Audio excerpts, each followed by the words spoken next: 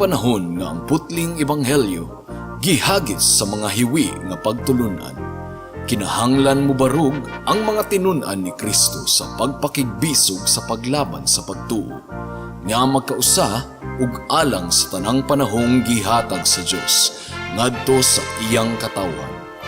Maoy hinungdan nga namugna kining tulumanon ang putling ebanghelyo. 30 minutos nga pagsabwag sa tinuod nga ebanghelyo. Kauban ni Pastor Jeremias Hangad, ang putling ebanghelyo. Tulumanon nga gihatod kaninyo sa Herald of Grace Radio Ministries Philippines. Ang putling ebanghelyo. Ang putling ebanghelyo.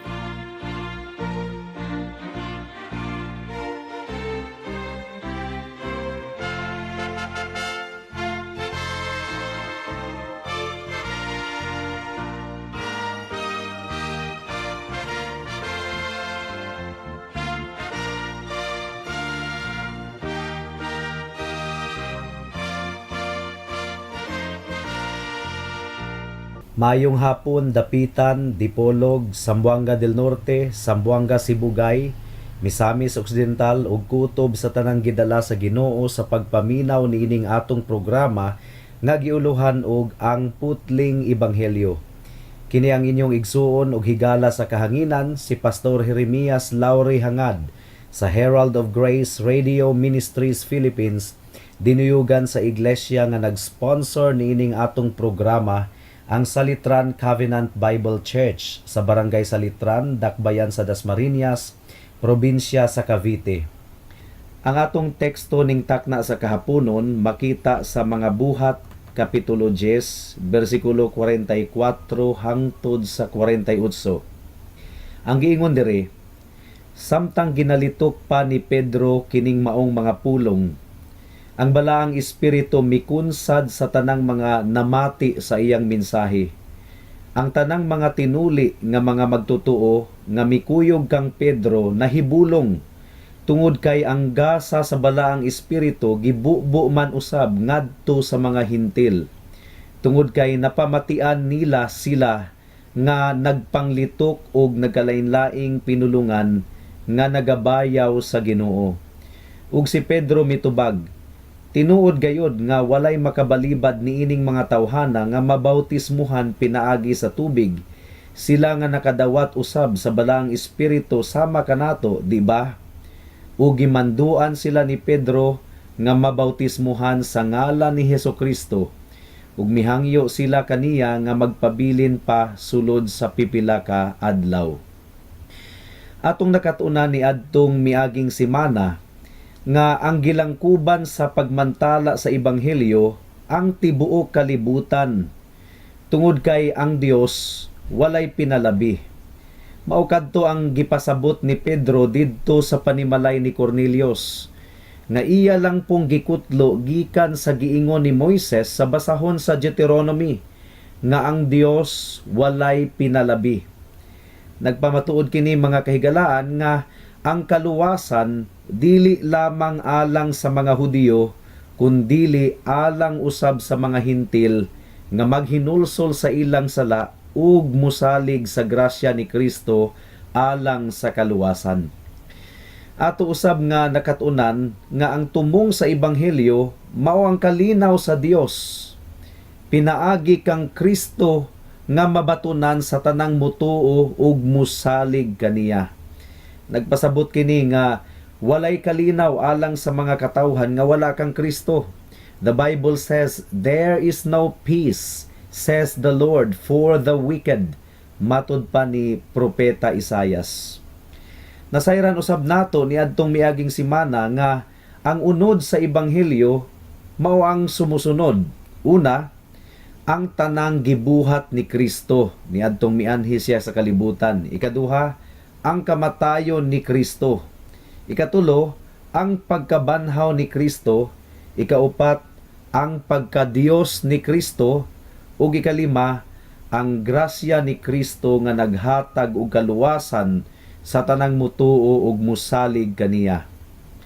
Well, ning takna sa kahaponon, ato pagayong palapdon ang pagpasabot mahitungod sa gilangkuban sa pagwali sa ebanghelyo nga mao ang tanang katawhan sa kalibutan ug dili lamang ang mga Hudiyo. Well, adunay duha ka bahin ang atong pagtuon. Una, ang completion o natapos na nga inaugurasyon sa ebanghelyo. Ikaduha, ang musunod nga buluhaton human makabig ang usa ka tawo kang Kristo. Magampo una kita. Dios nga labing gamhanan, gipasidunggan namo ang imong ngalan. Nagtuo kami sa gahom sa imong pulong nga dili kini mobalik kanimo nga walay kapuslanan. Among gipangayo ang bunga sa pagmantala niini ning takna sa kahaponon sa ngalan ni Jesus. Amen. Mudangat na kita sa unang punto, ang natapos na nga inaugurasyon sa ebanghelyo. Ang tibuok nga mensahe sa ebanghelyo nga bag-uhay pa lang nga nadunggan sa mga katawhan nga nagtigom didto sa Pinoy-ana ni Cornelius, gikan sa mga ngabil ni Pedro, wala milabay nga walay kapuslanan.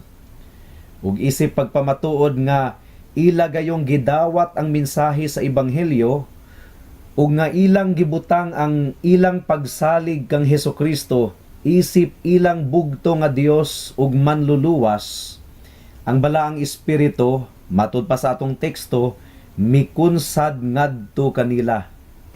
Niini nga pamaagi, mga kahigalaan, gipakita sa Dios nga madawat usab sa mga hintil ang susamang mga pribilehiyo nga madawat sa mga Hudiyo ug nga madawat usab nila ang kaluwasan sa susamang paagi nga nadawat kini sa mga Hudiyo, sumala sa nahasulat sa Buhat Kapitulo 2 versikulo 1 hangtod sa 4.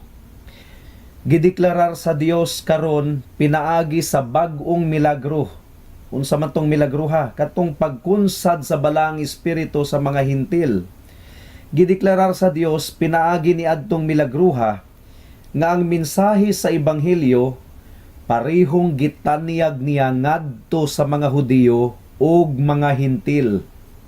Ug ang pagkunsad sa balaang espiritu ngadto kanila usa ka dayag nga silyo nga tinawag di ay usab sa Dios ang mga hintil. Dili lang ang mga Hudiyo, kundili ang mga hintil usab. Ngano man, tungod kay kung dili pa sila tinawag, dili unta ibubo sa Dios ngadto kanila ang balaang espiritu, susama sa pagbubo niya sa balaang espiritu ngadto sa mga Hudiyo nga magtutuo kang Kristo sa Buhat Kapitulo 2. Atong basahon pag-usab ang bersikulo 45. Ang giingon dire, ang tanang mga tinuli nga mga magtutuo, but pasabot, ang tanang mga Hudiyo, tungod kay ang mga Hudiyo lamang ang mga tinuli. Ang tanang mga tinuli nga mga magtutuo, nga mikuyog kang Pedro, nahibulong, tungod kay ang gasa sa balaang espiritu, gibubo man usab ngadto sa mga hintil. So nahibulong sila.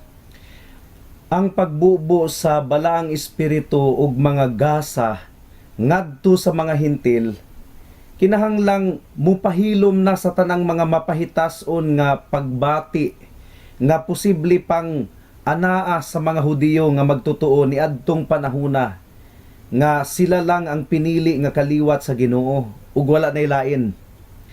Well, kung atong i-fast forward ang mga panghitabo, mga kahigalaan, didto sa Council of Jerusalem sa chapter 15, gi-recall ni Pedro ang nahitabo sa panimalay ni Cornelius, isip pagpamatuod nga ang pader nga nag-ulang sa mga Hudiyo ug mga hintil, gipukan na o gipahagba na sa Ginoo. Ang pagkunsad sa balaang espiritu sa mga hintil, usa ka pagpamatuod usab nga ang mga magtutuo lamang ni Kristo ang makadawat sa balaang espiritu. Wala kini madawat sa bisan kinsa na lang nga mga Hudiyo o bisan kinsa na lang nga mga hintil, kundili sa mga magtutuo lamang, whether Hudiyo or hintil. So dili na ikatingala kung nganong nahibulong kaayo ang mga Hudiyo nga kauban ni Pedro ni adtong tungura, ni adtong nasaksihan nila nga ang balang espiritu mikunsad usab ngadto sa mga hintil. Abi nila og alang lang to sa mga Hudiyo. Apil man po di ay ang mga hintil. Sa basahon sa Genesis, sa karaang tugon, niadtong nakigsaad ang Dios kang Abraham, misaad siya nga pinaagi sa binhi ni Abraham, si Jesus kini, mapanalanginan ang tibuok kalibutan. So, sa Genesis palang daan, mga kahigalaan, gipadayag na sa Ginoo nga dili lamang ang mga Hudiyo ang mahaapil sa plano sa Ginoo sa kaluwasan, kundili tibuok kalibutan gayod. Hinumdumi ninyo ang nahitabo human sa dakong baha sa panahon ni Noe. Pagkahubas sa baha, mikanaog gikan sa arka si Noe, ang iyang asawa, ug ang tulo niya ka mga anak, kauban ang ilang mga asawa. Ang ngalan sa tulo ka mga anak ni Noe, sila Ham, Shem ug Japhet. Gikan kanilang tulo, mikuyanap ang tanang mga katawhan sa kalibutan. Karon kung atong tan-awon ang pagkakabig ni Cornelius, mao kadto ang ikatulo nga higayon sa pinasahi nga pagkakabig sa libro sa mga buhat or naka-record sa libro sa mga buhat. Kadtong tulo nga mga sugilanon sa pagkakabig nagarepresentar sa tulo ka mga anak ni Noe, nga mao ang gigikanan sa tanang katawhan sa tibuok kalibutan human ang dakong baha. Una, nakabig ang Ethiopiano nga eunuko, nagrepresentar sa mga katawhan ni Ham. Ikaduha, si Pablo nakabig, nagrepresentar si Pablo sa kaliwat ni Shem. Ug ikatulo, si Cornelius, nagrepresentar sa mga kaliwat ni Japhet. So kung ato gayong hunahunaon, mga kahigalaan, ang pagkakabig ni Cornelius mao ang katapusang inaugurasyon sa mga pagwali sa ebanghelyo sa tibuok kalibutan, because the people of the world are represented by the three sons of Noah. Mga kahigalaan, makalipay kayong hunahunaon nga apil di ay kita nga mga hintil sa plano sa Dios alang sa kaluwasan. Giula ni Kristo ang iyang hamili nga dugo, dili lamang alang sa mga Hudiyo, kundili alang usab sa tanang katawhan nga nagsalig kaniya, mahudiyo man o mahintil, maamerikano man o ma-Inchik o ma-Pilipino. Ang pangutana, nganong kinahanglan pa man nga mag-anto si Jesus, magpaaga sa iyang dugo, ug mamatay didto sa cross? Gitubag kini sa Hebreohanon kapitulo 9 bersikulo 22, ang giingon dire, kung walay pag-aga sa dugo, walay kapasayloan sa mga sala. Mao nga higala kung nabugatan ikaw sa imong sala, saligi ang dugo ni Jesus nga igo na aron makabaton ikaw og kapasayloan sa tanan nimong mga sala. Mudangat na kita sa ikaduhang punto. Ang automatic nga musunod nga buluhaton human makabig ang usa ka tawo kang Kristo. Usbon ko, ang automatic nga musunod nga buluhaton human makabig ang usa ka tawo kang Kristo. Atong basahon ang bersikulo 47, ang giingon dire, tinuod gayod nga walay makabalibad niining mga tawhana nga mabautismuhan sila pinaagi sa tubig. Sila nga nakadawat usab sa balaang espiritu sama kanato, di ba? Well, akong gihisgutan ganina ang tulo kadakong mga inaugurasyon sa pagwali sa ebanghelyo. Una, ang pagkakabig sa mga Hudiyo sa kapitulo 2, bersikulo 38 hangtod sa 41. Ikaduha, ang pagkakabig sa Ethiopiano nga eunuko sa kapitulo 8, bersikulo 36 hangtod sa 39. Ug ikatulo, ang pagkakabig ni Cornelius sa atong teksto karon sa kapitulo 10, bersikulo 44 hangtod sa 48. Unsa may common sa tulo ka mga inaugurasyon, mga kahigalaan? Ang common sa ilang tulo mao ang water baptism. Usbon ko, ang common sa ilang tulo mao ang water baptism o pagbautismo pinaagi sa tubig. Sumpay na gayud kaayo ang pagkakabig ngadto kang Hesukristo ug ang water baptism dili gyud sila magbulag o pagbautismo pinaagi sa paglubong sa tubig. Pagkahuman gayud dayon sa pagkakabig sa mga Hudiyo, sa Etiopiano nga eunuko ug ni Cornelius ug sa iyang panimalay, gibautismuhan dayon sila. Ngano man mga higala, kini tungod kay ang bag-ong relasyon tali kang Hesukristo ug sa mga magtotoo, kinahanglang adunay publiko nga pakigsaad. Usbon ko, ang bag-ong relasyon tali kang Hesukristo ug sa magtotoo, kinahanglang adunay publiko nga pakigsaad. Remember ang giingon ni Jesus, kung ikaulaw ninyo ako atubangan sa mga katawhan, ikaulaw ko usab kamo atubangan sa akong amahan. Pareho ra gud na sa duha ka managhigugmaay, magpakasal sila atubangan sa daghang mga tawo, ilang ilitok ang ilang mga panumpa ug panaad sa ilang panaghigugmaay. Karon ingon usab ni ana ang atong relasyon kang Kristo. Dili nato kini ikaulaw atubangan sa mga saksi pinaagi sa pagbautismo sa tubig, atong giproklamar ang atong relasyon sa Dios pinaagi kang Kristo ug ang atong pagpailalom sa iyang kabubuton. Ang tawo nga mobalibad sa pagpabautismo, by implication mga kahigalaan, iyang gikaulaw si Kristo nga iyang Dios ug manluluwas. And if that is so, basin og dili gayud siya tinuod nga luwas, nganong wala man siya kasing-kasing nga ang kunon sa publiko ang iyang relasyon kang Kristo. Karon, asa gipiyal ni Kristo ang buluhaton sa pagbautismo or kinsa ang valid nga mobaptize? Ang tubag anaa sa Efeso kapitulo 4 bersikulo 4 hangtod sa 6. Ang giingon dire, adunay usa ka lawas ug usa ka espiritu, sama ra nga gitawag kamo ngadto sa usa ka paglaom sa inyong pagkatinawag. Usa ka Dios, usa ka pagtuo, usa ka bautismo, usa ka Ginoo ug amahan sa tanan, nga mao ang labaw sa tanan ug nagdumala sa tanan ug nagauban sa tanan. So una, kining bersikuloha naghisgot nga aduna lamang usa ka lawas, one body. And Ephesians chapter 5 tells us that the church is the body of Christ. Ang iglesia mao ang lawas ni Kristo. So Paul says, one body, one spirit, one Lord, one faith, meaning one gospel, usa lamang ka ebanghelyo, and one baptism. Aron di ay mahimong valid ang atong baptism, kinahanglang buhaton kini pinaagi sa iglesia. Ma-Baptist man, ma-evangelical man, ma-Methodist man, ma-Presbyterian man, basta tinuod nga iglesia nga nagtudlo sa tinuod nga ebanghelyo. Dili tanang grupo mga kahigalaan ang tinuod nga iglesia.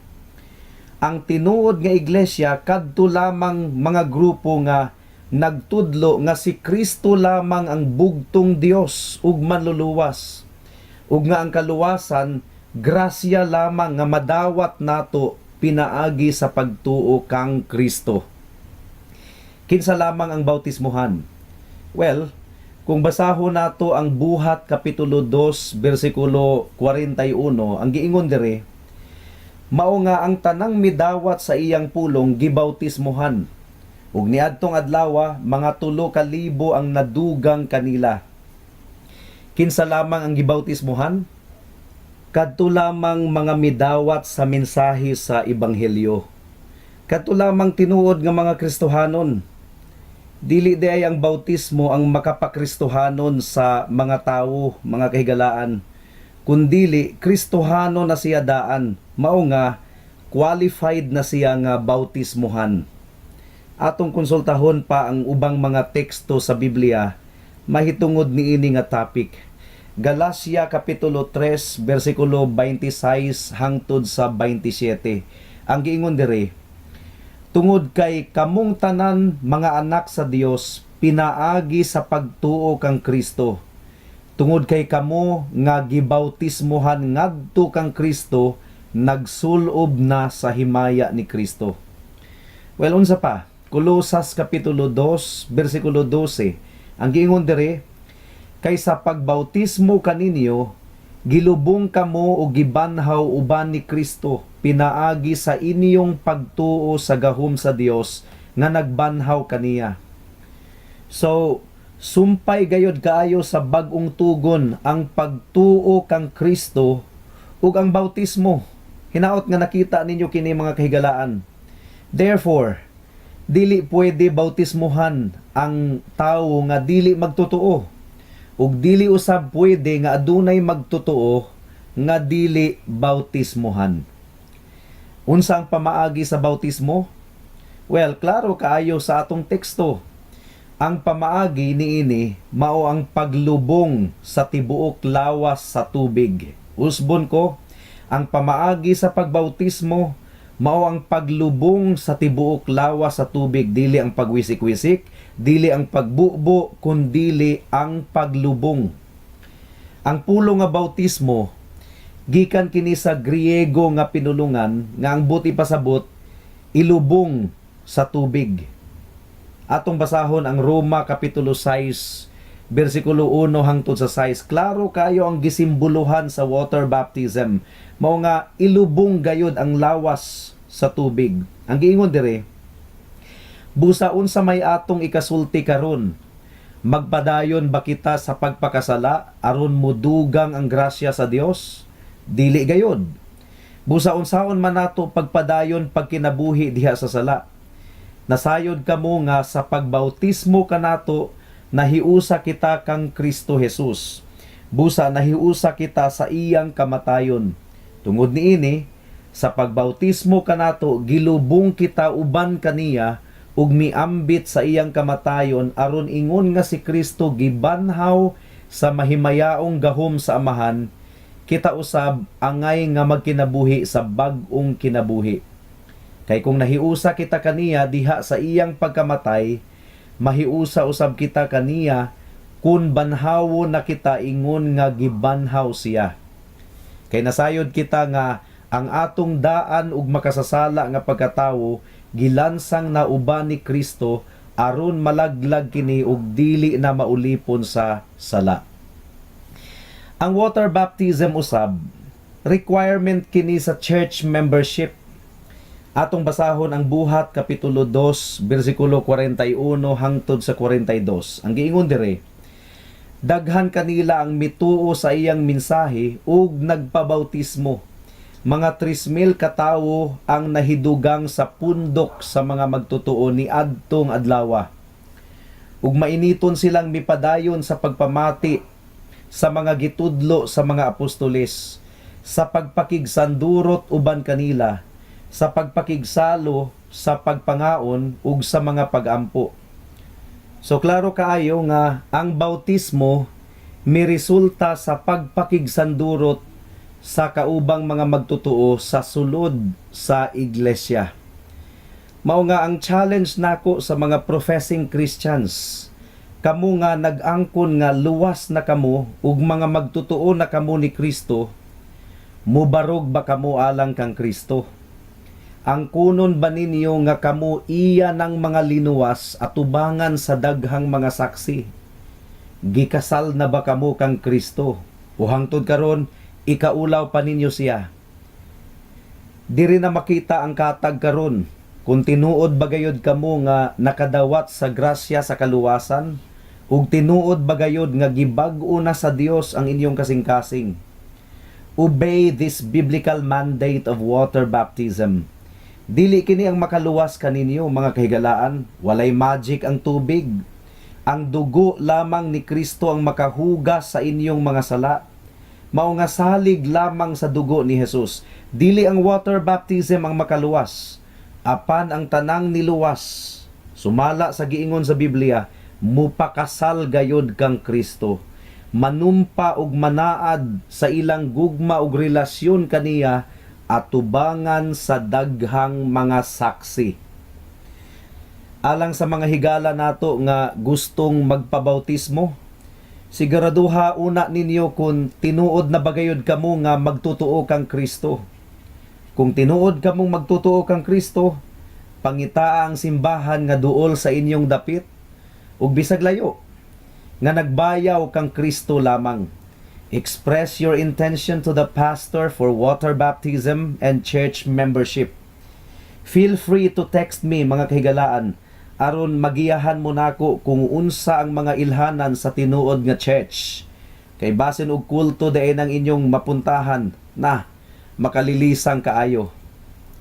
Hangtod din hilang kita taman sa atong pagtuon karong taknaa tungod kay wala na kitay oras pa.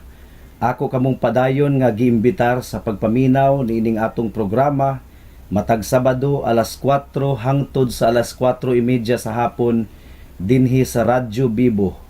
Daghang salamat.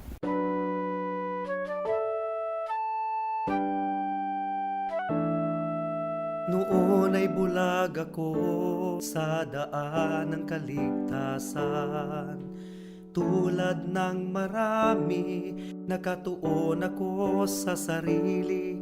Mabait naman at matulungin at walang kapwang inabuso. Kung kaya't ang tiwala ko, malamang ligtas ako.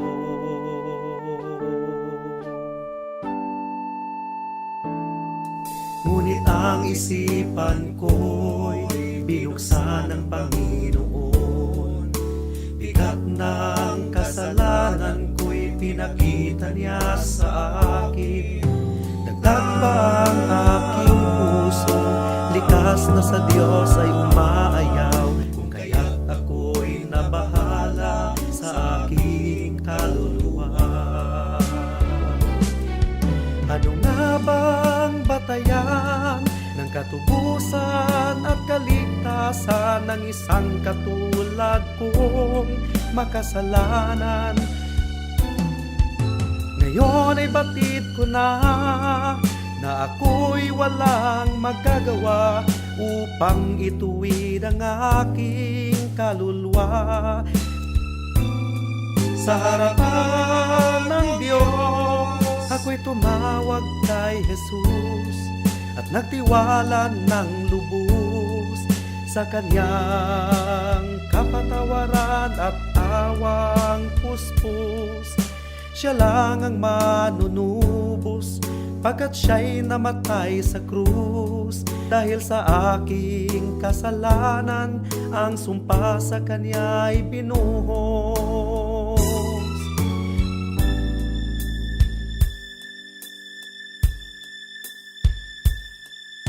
Ngayon ay tiyak ko na ang aking kaligtasan, aking nararanasan, tunay na kapayapaan.